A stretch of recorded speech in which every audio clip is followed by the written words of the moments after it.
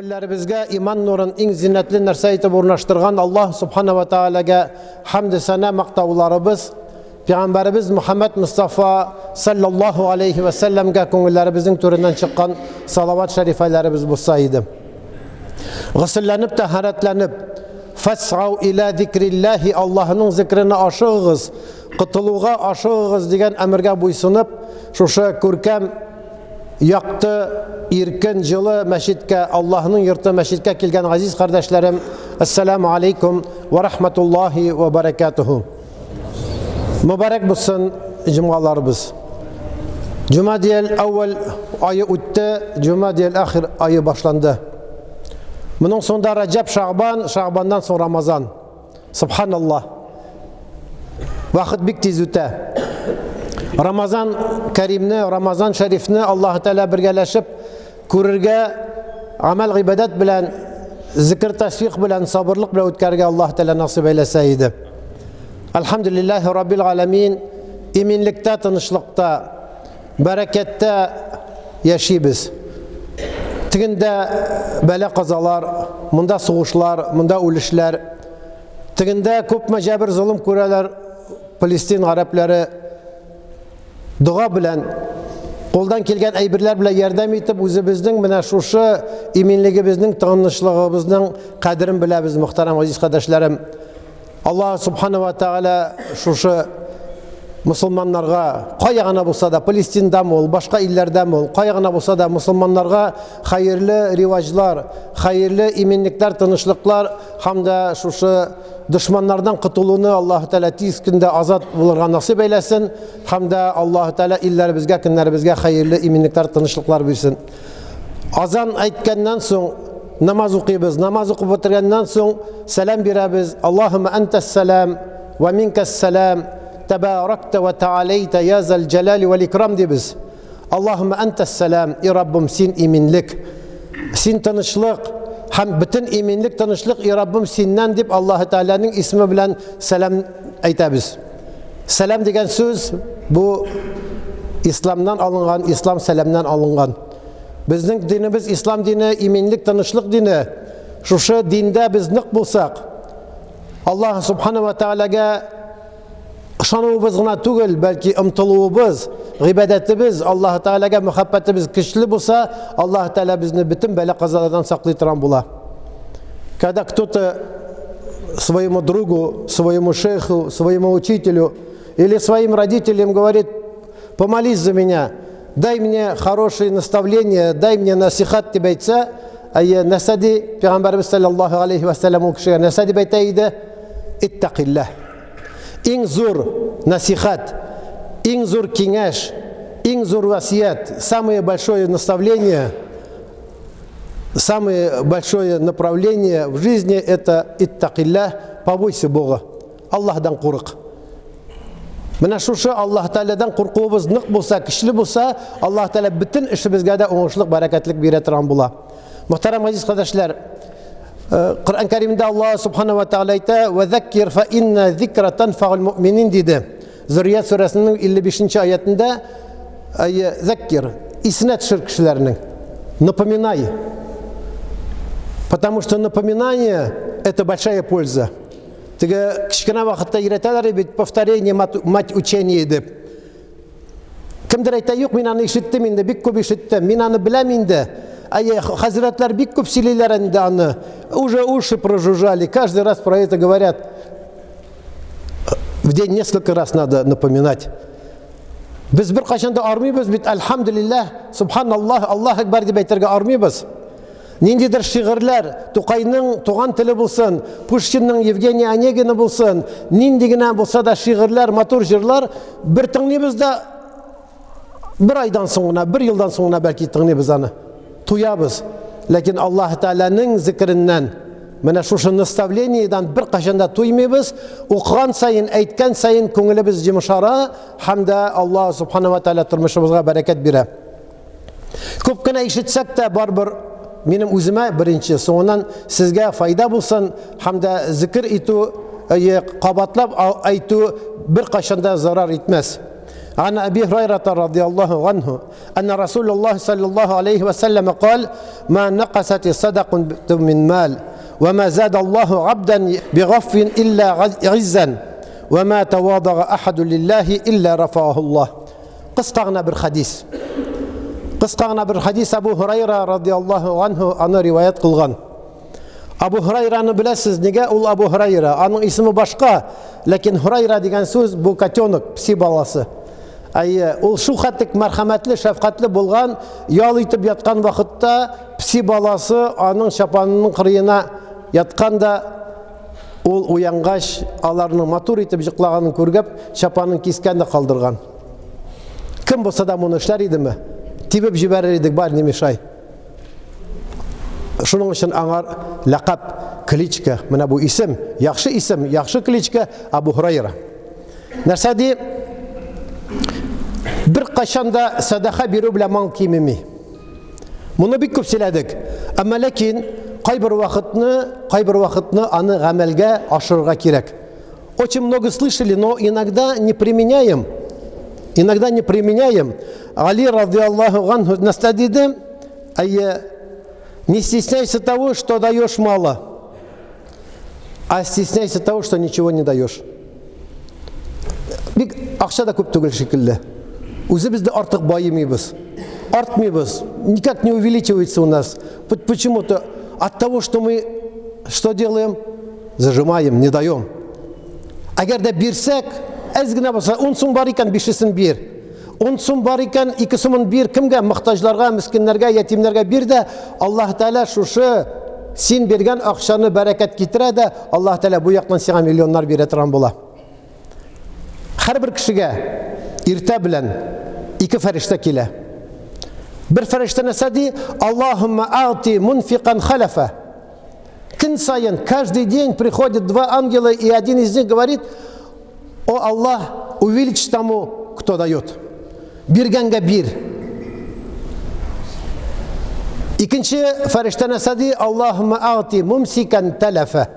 И Раббым, бирмәгәнгә, кысканга, саран булганга, бәхил булганга, ягъни жадный булганга нәрсә ди? Син дә бирмә. И человек никак не может разбогатеть. То эти проблемы, только вот этот долг отдал, а приходится другой взять. И он каждый раз жалуется, каждый раз кого-то обвиняет в этом. Никого не надо обвинять. Просто надо дать и ждать от Всевышнего. Аллах Та'аля бирә. Субханаллах. Табигиннар, сахабалар. Пәйгамбәрбез саллаллаху алейхи ва салламнан соң менә шушы хадисне ишетеп, шуңар ошаган хадисләрне ишетеп нишлиләр иде? Әгәр дә бер зәгыйфләр, мискиннәр, ятимнәр, тол хатыннар, мохтаҗлар каршысына килсә, алар аны сөенеп каршы алалар иде. С удовольствием встречали тех, кто пришел просить. Сегодня тоже просят. Кто-то в трамвае, кто-то в метро, кто-то на остановке, кто-то на заправке к тебе подходит. Но большинство из них или аферисты, или пьяницы, алкаши, или непонятные люди какие-то там, проходимцы. И ты знаешь, дал бы я, конечно, но не поможет это ему. Он все равно отойдет и следующего будет просить. А если ты точно знаешь, что она нуждается, эта вдова, этот переселенец, этот мискин, эта сирота, то дай им, особенно сиротам. Сахабалар, табигиннар, аларның каршысына сораучы кешеләр килсәләр, аларны каршы алалар иде, әйтәләр иде: "Әлхәмдүлиллаһ, менә килде. Аллаһ белән ике арада булган. Бүген безнең фани дөньядан, менә бу фани дөньядан мәңгелек дөньяга безнең акчаларыбызны илтеп куя торган кешеләр килде" дип сөенеп шатланып бирәләр иде.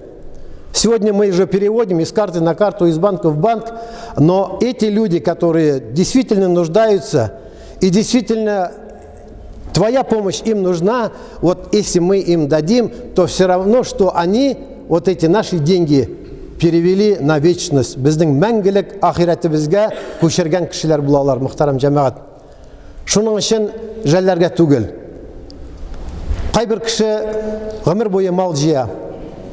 Байы, шири, миллионер була, миллиардер була, Әмма ләкин үлгән вакытында балалары талашканнар, хатыны киткән, күршеләр киткәннәр, ул аңар бер стакан су бирергә кеше калмый. Ни файда синең бай булып, менә шулай итеп үлгән вакытында янында кеше булмаса, ни файда син бай булып та үзеңнең байлыгыңны күрсәтмәсәң, «Иза кана лака малун фальюра аthаруhu» дигән бер хадис бар. Әгәр дә синдә мал булса, аның әсәре күренсен. Әгәр дә син ала аласың икән BMW-ны, нигә син девятканы гына аласың? Ал яхшы машинаны. Әгәр дә син яхшы йорт төзә аласың икән, төз яхшы йортны, ләкин аның тиешле нафакасын, закатын, гышырларын чыгарсаң, ул сиңа халал була. Әгәр дә чыгармыйча гына мискиннәргә, ятимнәргә, мохтаҗларга бирми торган булсаң, ул вакытны сиңа бәла булып әйләнеп кайта торган була. Мөхтәрәм азиз кардәшләр, Аллаһ субхана ва тааля Коръән Кәримендә бик күп әйтте: "Ва анфиқу мимма разақнакум мин қабли ан ятия ахадакумул маут фаяқула рабби лаула аххартани." Үзегезнең булган акчаларыгыздан, малларыгыздан күпме ул, әзме ул? Күп булса закат фарыз. Әз генә булса садака гына бирәсең. Пешердең икән син казанда плов, тәмле итеп плов пешердең. Күршеләрең күреп тора, аяк кемдер анда мискин аш кеше янында үтеп иснәнеп тора. Үзең ашаганчы әз генә булса да аларга бир. Үзең туеп, туйганчы ашап, йокыга ятып, синең күршең аш була торган булса, хакыйкый мусулман булмыйбыз без. Әйе, шуның өчен дә бәндә әйтер икән: "Рабби лаула аххартани", и Раббым, шушы үлгән вакытында әйтер икән: "И Раббым, минем үлемемне бер генә сәгатькә булса да, бер генә минутка булса да, бер генә атнага булса да кичектерсәң иде. Дай мне немножко срок, неделю, месяц, день, хотя бы 1 час. Аххартани фаасаддак ва акум минас салихин". Мин садака да бирер идем, изге бәндәләрдән дә булыр идем дип әйтә икән. Аллаһ Тәала әйтә: "Ва лан юаххираллаһ", әлбәттә Аллаһ Тәала 1 минутында, 1 секундда кичектерми. "Валлаһу хабирун бима таъмалун", Аллаһ Тәала белүче, бәндәләрнең дөньяда нишләгәнен белүче. Шуның өчен бу бай вакытыңда, кичле вакытларыңда, сәламәт вакытларыңда үзеңнең байлыгыңны, кичлегеңне белдер. Һәм дә Аллаһ субхана ва тааля хузурына килгәч, Аллаһ субхана ва тааля синең үзенең ачык йөз белән сине каршы ала торган була. Икенчесе: "Ва ма задаллаһу габдан бигъафвин илля гиззан". Субханаллаһ. Кешеләрне гафу итә белү, прощать людей. Аллаһның сифаты гафур, гаффар. Аллаһ Тәала гафур итә, гафу итә. Гафу итү генә түгел, гаффар дигән сүз сигай мубалага, усилительный глагол. Гаффар. Аллаһ Тәала бик күп гөнаһларны да гафу итә. Ә без кайбер вакытны гафу итмибез. Күршебезне, туганыбызны, хатыныбызны, кайбер кеше Алла сакласын балаларын гафу итми. Туганнарын гафу итми, аннан да начаррак, еще хуже, своих родителей не может простить.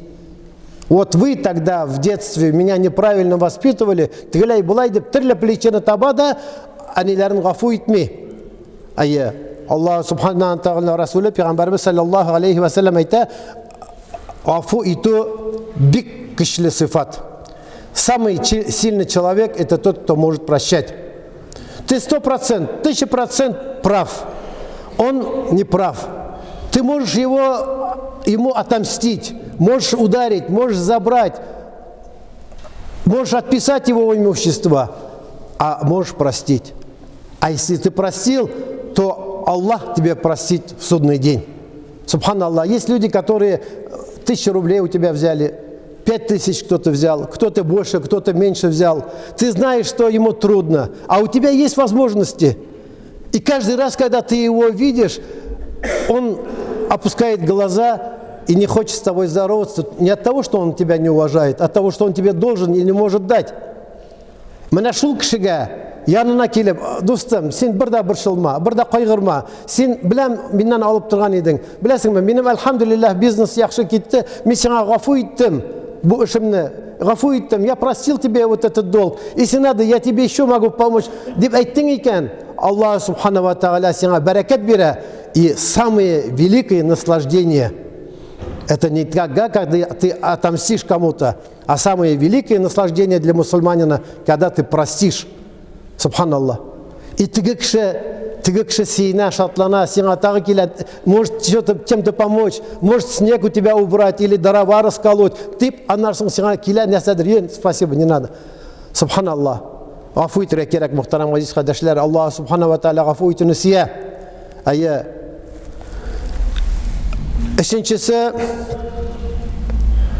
Үшіншісі وَمَا تَوَاضَغَ أَحَدٌ لِلَّهِ إِلَّا رَفَعَهُ اللَّهِ.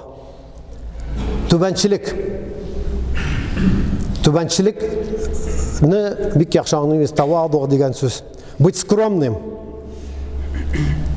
Кто-то богатый человек, на хорошей должности, на хорошей политической должности. И вот эта должность, его богатство, подняли ему нос, что он уже не чувствует, не только там друзей, он уже родственников, сестер, братьев не чувствует, а то и страшнее родителей не чувствует. У него большое высокомерие. Но он сегодня начальник, сегодня он патша, сегодня он богатый, завтра он может потерять это богатство. Завтра у него могут отнять это богатство. Завтра его могут посадить за то, что он брал много взяток. Видите, очень много примеров. И поэтому самая страшная вещь – это высокомерие, такаббирлик. Чем больше человек, раб Всевышнего, будет ниже Всевышнему, тем больше Всевышний поднимет его в должности, его авторитет. Пейғамбарымыз саллаллаху алейхи вассалям бір дұғада Аллахума джағални сабуран, ва джағални шакуран, ва джағални фи айни сағиран, ва фи ағюни наси кабиран деп дұға қылайды. Мұны көп ишеткенбіз, әмма ләкин мұны ятларға керек. Раббананы ятлаған шекілі, башқа түрлі қысқа дұғаларны ятлаған шекілі, и Раббым, мені көп шүкірана қылушылардан қылсаң еді. Чтобы я мог благодарить Тебя. О Всевышний, сделай Тебя, чтобы я благодарил Тебя много. Ваджальни сабуран, ваджальни шакуран, ваджальни фи айни сагиран. Үз көзіме өзімні кішкене айтып көрсетсең еді, бәнделер арасында мені көтерсең еді. Әгер де бәнде шулай айтып, үз көзіме өзімні кішкене айтып көрсетсең еді десе, ниндігіне бай болса да, ниндігіне дәрежелі болса да, ол башқаларға түбәншілік біле үндәшә. Қашан болса да ишеткәнегез бармы? Фәлән, менә теге тәкәббир кеше бигрәк яхшы деген сүзне ишеткәнегез бармы? Когда-нибудь слышали, что вот тот высокомерный человек, он хороший человек? Нет. Какой бы он ни был богатый, какой бы он ни был в должности, если он высокомерный, да знаем его, задрал нос, высокомерный. Яратмыйбыз. Мутакаббир Аллах Тааляның сыфаты. Кибірлік, кибрия Аллах Тааляның киімі. Кім Аллахның киімін, шушы тәкәббірлікні өзіне кие екен, Аллах Тааля ол бәндәнің дәрежесін түшіре тұрған бола. Көп меңіне түбән болсақ, шул хәтлек Аллах Тааля біздің көтәрә. Ваджғални фи айни сағиран. И Раббым, үз көзіме өзімні кішкене айтып көрсетсең еді, ва фи ағюни наси кабиран. Бәндәлер қаршында мені зур айтып көрсетсең еді. Шуның үшін мұхтарам азиз қадәшләр, дүния ул шулай. Аллах Тааля Құр'ан кәримендә қысқа ғына айтып әйткән: «Фа инна мағал ғусри юсра». Фа инна мағал ғусри юсра деп ике тапқыр Аллах Тааля қабатлаған. Һәр бір ауырлықтан соң Аллах Тааля жеңіллік бирә. Ауырлықны жіберді екен, аңарда сейінірге керек. Әлхамдулиллах, мәшақат келді. Мәшақатқа да әлхамдулиллах, чөнки Аллах Тааля бізді ярата. Аллах Тааля бізді сыны, Всевышний любит нас, потому что испытывает, а испытывает, потому что любит. Если вообще не было никаких испытаний, то не знаю бы, что бы было с нами. Всевышний лучше знает, кому дать, кому не дать. Кто-то очень сильно богатый, но он нормально держит свое богатство. Если вот это богатство, миллионы, миллиарды было у меня, я сомневаюсь, что я правильно себя вел бы. Если было бы у вас, я тоже сомневаюсь, что вы немножко крыша не поехала у нас. Поэтому Аллах Субхану ва Тааля біздің байлық білән да сыны. Самое страшное это испытание, это богатством и хорошей жизнью. А когда у человека трудности, проблемы, и человек просит у Всевышнего облегчения, и стремится к тому, чтобы облегчить через Всевышнего, Всевышний дает ему облегчение. Шуның өчен дуга кылырга кирәк. Дуга гыйбадәтнең җилеге. Самое великое оружие, я всегда это говорю, это не автомат, это не пулемет, это не танк, это не БМП. Самое великое оружие – это дуга, это мольба, это просить Всевышнего за себя, за детей, за внуков. Давайте вспомним, вот сегодня на утреннем намазе, после фарда утреннего намаза, сделали мы тасбих. Может, кто-то сделал, может, кто-то не сделал. После тасбиха 2 минуты. О Всевышний, и Раббам, бир миңа сәламәтлек. Бу көнем бәрәкәтле булса иде. Бу көнем уңышлы булса иде. Менә минем балам тегендә, кызым тегендә, киявым монда. Аларның эшләрендә, укуларында хәерле уңышлыклар бирсәң иде. Аларны дошманнардан сакласаң иде. Аларның малына бәрәкәт бирсәң иде. Мине төрле дошманнардан, төрле көнләшүчләрдән сакласаң иде дип дуа кылабызмы?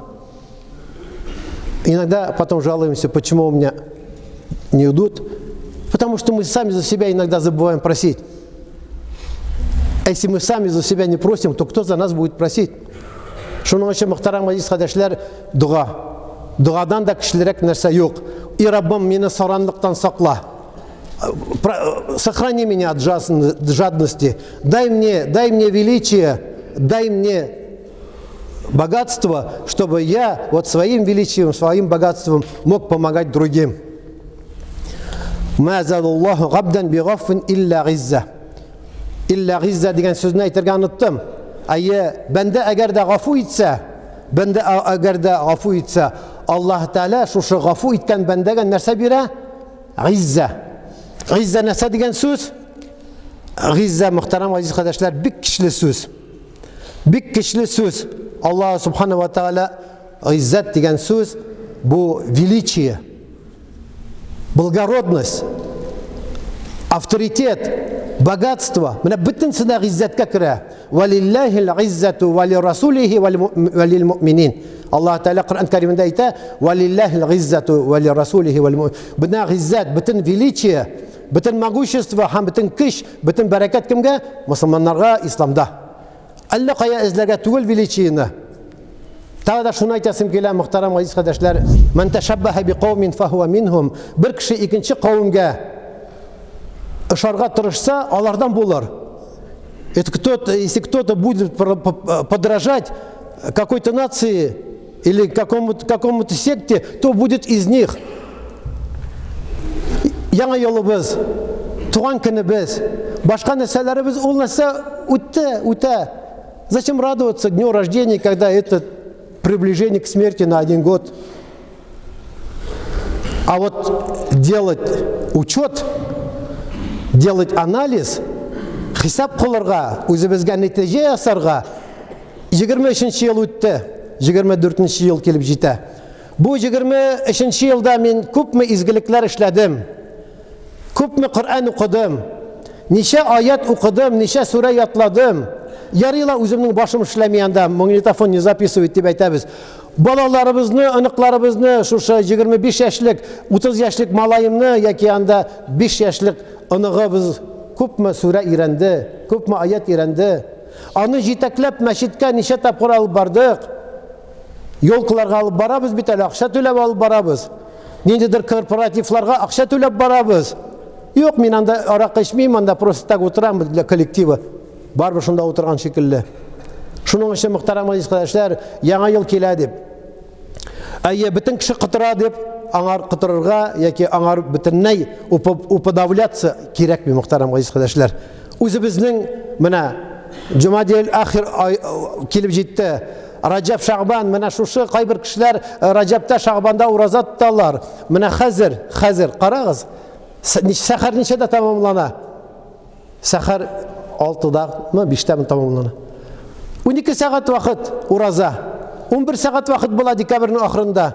Самый ураза тота торган вакытларыбыз, төнне торып гыйлем ала торган, tahajjud namazları okuyturgan, Peygamberimizin hadislerin, Kur'anların öğrenetirgan vakitlarımız, gün kısa, gün uzun, dни короткие, ночи длинные. И вот поэтому надо вот этим наслаждаться, и этот будет хороший великий трофей. وأقول قولي هذا واستغفر الله الغفار لي ولكم ولسائر الجماعة المسلمين الحاضرين أجمعين إنه هو الغفور الرحيم الجواد الكريم السميع الدعاء.